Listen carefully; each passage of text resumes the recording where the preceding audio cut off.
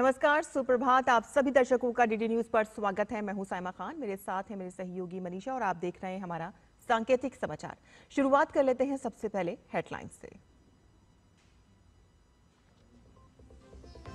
राष्ट्रपति द्रौपदी मुर्मू का बोत्सवाना में पारंपरिक स्वागत।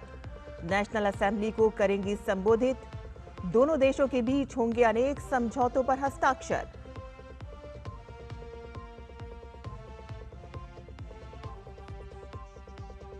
प्रधानमंत्री नरेंद्र मोदी के भूटान दौरे का आज दूसरा और अंतिम दिन। थिम्पू में भूटान के चौथे नरेश ड्रुक गयाल्पो जिग्मे सिंघे वांगचुक से करेंगे मुलाकात।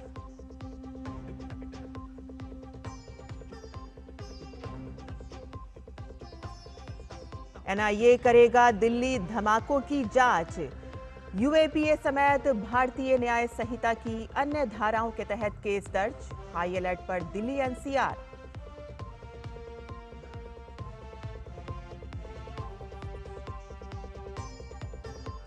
बिहार के एग्जिट पोल के अनुसार 130 से अधिक सीटों के साथ सरकार बनाएगी एनडीए। महागठबंधन के हाथ फिर निराशा। जनसुराज का भी खुलेगा खाता।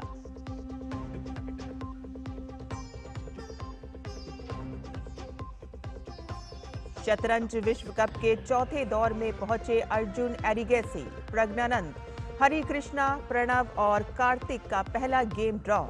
आज होगा चौथे दौर का दूसरा गेम।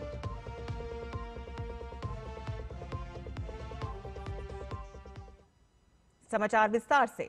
राष्ट्रपति द्रौपदी मुर्मू अफ्रीका की अपनी 2 देशों की यात्रा के अंतिम चरण में बोत्सवाना पहुंच चुकी हैं। बोत्सवाना के राष्ट्रपति एडवोकेट डूमा गिदोन बोको ने अंतर्राष्ट्रीय हवाई अड्डे पर राष्ट्रपति का गर्मजोशी से स्वागत किया और इस अवसर पर उन्हें गार्ड ऑफ ऑनर दिया गया। भारतीय राष्ट्रपति के आधिकारिक आवास राष्ट्रपति भवन के एक्स हैंडल पर यह जानकारी साझा की। राष्ट्रपति भवन ने एक्स पर लिखा कि अफ्रीका की अपनी 2 देशीय यात्रा के अंतिम चरण में राष्ट्रपति द्रौपदी मुर्मू बोत्सवाना के गबोरोन स्थित सर सेत्से खामा अंतर्राष्ट्रीय हवाई अड्डे पर उतरी। ये किसी भारतीय राष्ट्राध्यक्ष की बोत्सवाना की पहली राजकीय यात्रा है। ये यात्रा भारत बोत्सवाना संबंधों के लिहाज से मील का पत्थर है।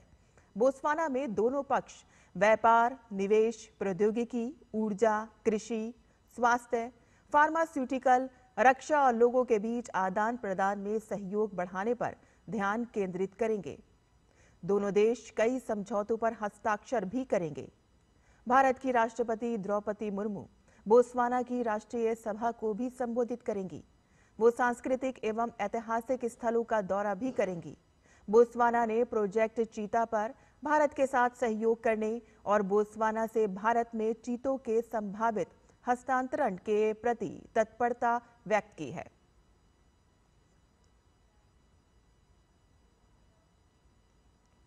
प्रधानमंत्री नरेंद्र मोदी के भूटान दौरे का आज दूसरा और अंतिम दिन है। पीएम आज भूटान के चौथे नरेश महामहिम ड्रुक ग्याल्पो जिग्मे सिंघे वांगचुक से मुलाकात करेंगे। स्वदेश रवाना होने से पहले प्रधानमंत्री मोदी भूटान नरेश जिग्मे खेसर नामग्याल वांगचुक और चौथे ड्रुक ग्याल्पो के साथ काल चक्र व्हील ऑफ टाइम एम्पावरमेंट कार्यक्रम में शामिल होंगे। ये तिब्बती बौद्ध धर्म का एक प्रमुख आध्यात्मिक आयोजन है। प्रधानमंत्री ये यात्रा भारत भूटान साझेदारी को और गहरा करने तथा क्षेत्रीय और वैश्विक समान रुचि के मुद्दों पर विचार विमर्श का अवसर प्रदान करती है।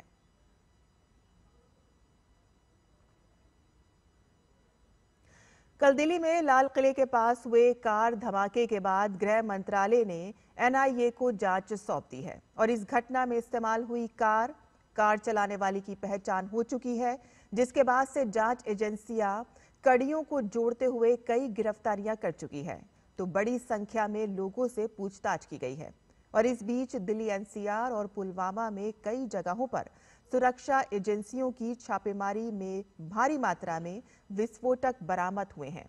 सूत्रों के मुताबिक सुरक्षा एजेंसियों के दबिश की वजह से यहां बड़े दबाव के कारण संदिग्ध ने जल्दबाजी में यह कदम उठाया।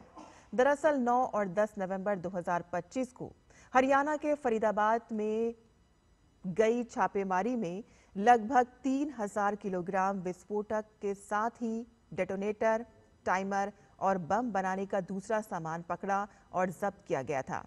सूत्रों के हवाले से कहा गया है कि यह धमाका सिक्योरिटी एजेंसियों द्वारा उन्हें पकड़ने के लिए की गई छापेमारी से घबराहट और निराशा के कारण हुआ।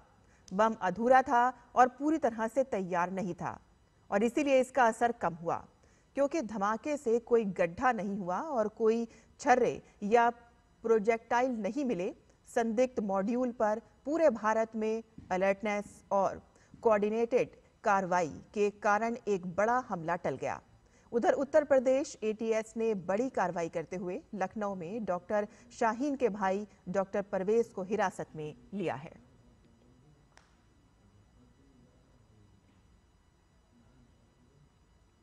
भारत के खिलाफ आई पाकिस्तान की टिप्पणी पर भारत ने कड़ी प्रतिक्रिया दी है। विदेश मंत्रालय ने अपने जवाब में पाकिस्तान द्वारा लगाए गए सभी आरोपों को निराधार बताया। विदेश मंत्रालय के प्रवक्ता ने कहा कि भारत के खिलाफ झूठे आरोप गढ़ना पाकिस्तान की पुरानी चाल रही है।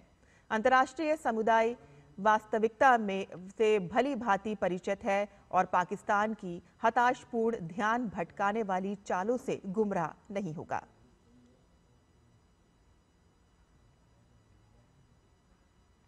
चौदह नवंबर को साफ हो जाएगा कि बिहार में किस पार्टी की सरकार बनने जा रही है, लेकिन उससे पहले कुछ एग्जिट पोल सामने आए हैं। पीपल्स प्लस एग्जिट पोल की बात करें तो उन्होंने एनडीए को 133 से 159 सीटें दिखाई हैं। महागठबंधन की 75 से 101 सीटें, जनसुराज की 0 से 5 सीटें और अन्य के खाते में 2 से 8 सीटें दिखाई गई हैं। तो वहीं मैट्रिक्स IANS एग्जिट पोल ने एनडीए के खाते में 147 से 167, महागठबंधन के 70 से 90, जनसुराज को 0 से 2 और अन्य को 2 से 3 सीटें दिखाई गई हैं। डीवी रिसर्च न्यूज नेशन ने एनडीए को 137 से 152, महागठबंधन को 83 से 98, जनसुराज को 2 से 4 और अन्य को 4 से 8 सीटें दिखाई गई हैं। चाणक्य के एग्जिट पोल के मुताबिक एनडीए को 130 से 138, महागठबंधन को 100 से 108 और अन्य को 3 से 5 सीटें दिखाई गई हैं। वहीं पीपल्स इनसाइट एग्जिट पोल के अनुसार एनडीए को 133 से 148, महागठबंधन को 87 से 102, जनसुराज को 0 से 2 और अन्य को 2 से 3 सीटें दिखाई गई हैं।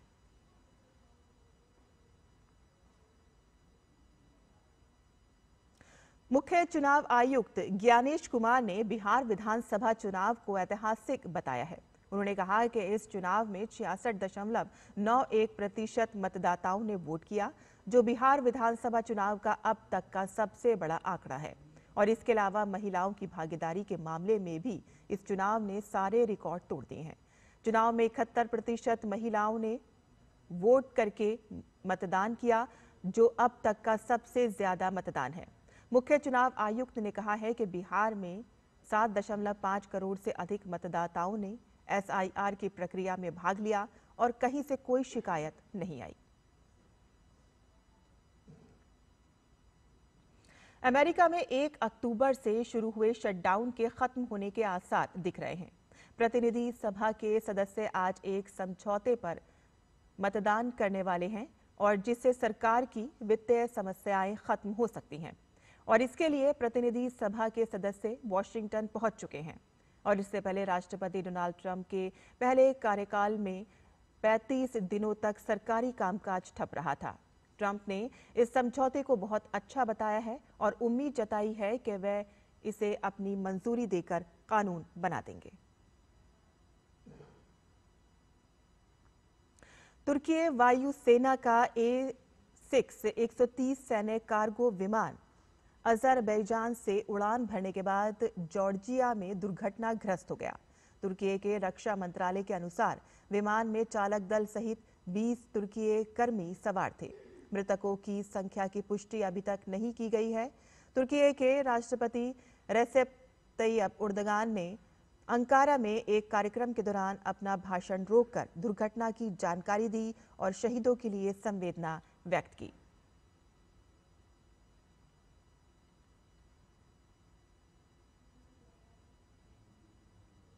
और गोवा में चल रहे शतरंज विश्व कप के चौथे दौर के पहले गेम में सभी भारतीय खिलाड़ियों ने ड्रॉ खेला।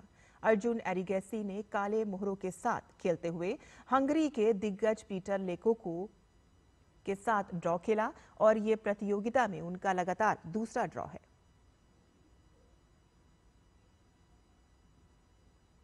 आर प्रज्ञानंद ने सफेद मोहरों से खेलते हुए रूस के दानिल दुबोव को के साथ ड्रॉ खेलने में कामयाबी पाई। 41 चाल के बाद दोनों खिलाड़ी ड्रॉ पर सहमत हुए।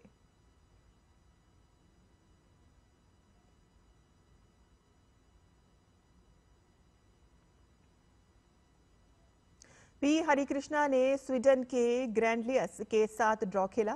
हरिकृष्णा काले मोहरों से खेल रहे थे। विश्व जूनियर चैंपियन प्रणव ने अपने से अधिक वरीयता वाले उज्बेकिस्तान के याकूबोवे के साथ ड्रॉ खेला। ये गेम 82 चाल के बाद ड्रॉ हुआ।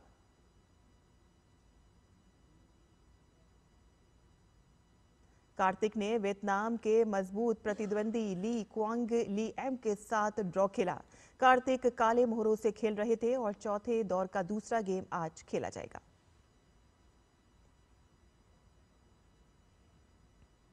और इसी के साथ ही हमारा ये सांकेतिक समाचार यहीं खत्म होता है। मुझे और मेरी सहयोगी मनीषा को अनुमति दें, लेकिन आप देखते रहिए डीडी न्यूज़। नमस्कार।